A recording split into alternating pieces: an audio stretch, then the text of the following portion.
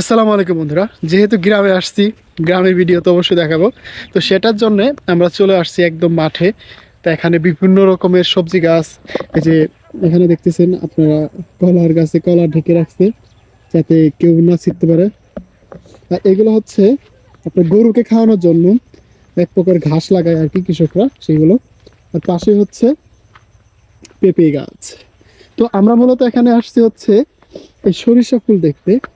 তো এবার সরিষা ফুলের যে গ্রান বা সরিষা ফুল পাওয়া যায় না বা দেখা যায় না, সেটার জন্য সরিষা ফুল দেখার জন্য এদিকে চলে আসছি। আর সরিষা ফুলগুলো জাস্ট খুবই সুন্দর লাগতেছিল, আপনি যদি কাছ থেকে দেখেন।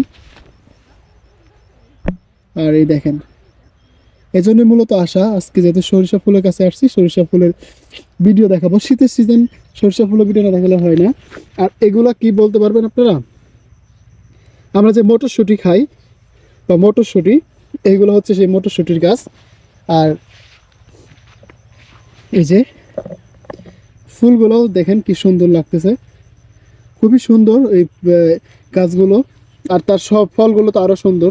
তো এই জন্য আপনাদের নিয়ে আসলাম যে দেখাই, যেহেতু গ্রামে আসছি, গ্রামের কিছু ভিডিও না দেখালে তো হয় না। তো সরিষা ফুলের ভিডিও আর সরিষা ফুলের মধু, এগুলা নিয়ে তো অনেক সমস্যা হয়। আর এখন তো মধুর সিজন বা শীতের সিজনে অনেক মধু হয়। সরিষা ফুলের মধু নিয়ে অনেকে কথা বলে যে হ্যাঁ, এটা অরিজিনাল সরিষা ফুলের মধু, এগুলো সরিষা ফুল।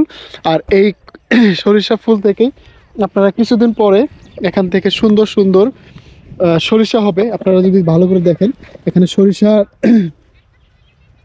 গাছ হয়ে গেছে অলমোস্ট। আর এভাবে সরিষা ফুলের সুন্দর সুন্দর গাছের পাশাপাশি ফুলের যে সুঘ্রাণটা, যারা এটা আসবেন সরিষা খেতে তারাই বুঝতে পারবেন। তার পাশ দিয়ে লাগাইছে অনেকগুলো সিমের ক্ষেত আর সিম।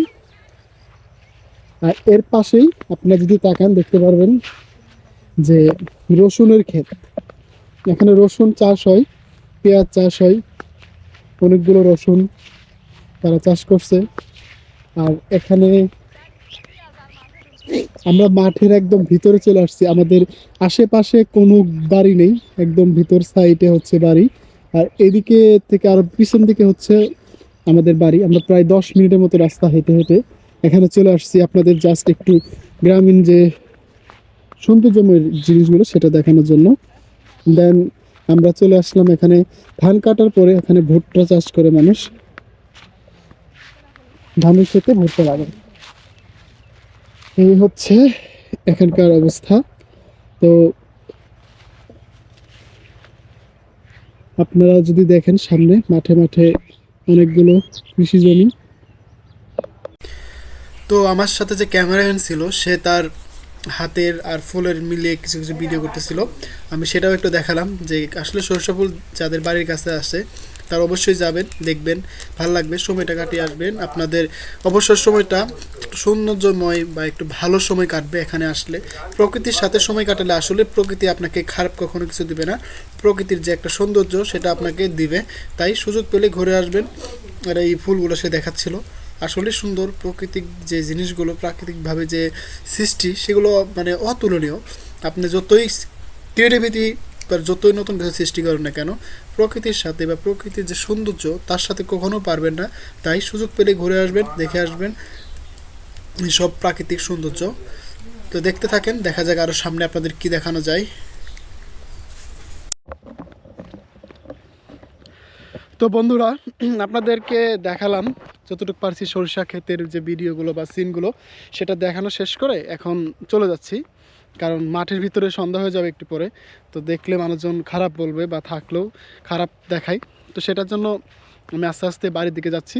আর ভাবলাম যে যেহেতু চলে যাচ্ছি, ভিডিওটা শেষ করে যাই আপনাদের সাথে। হয়তো ভাববেন যে ভাইয়ের পরবর্তী ক্লিপ কী বা কী আসবে, সেটার জন্য। তো এই পর্যন্ত থাকবে ভিডিওটি আজকে। দেখা হবে আবার আরেকটি ভিডিওতে কালকে।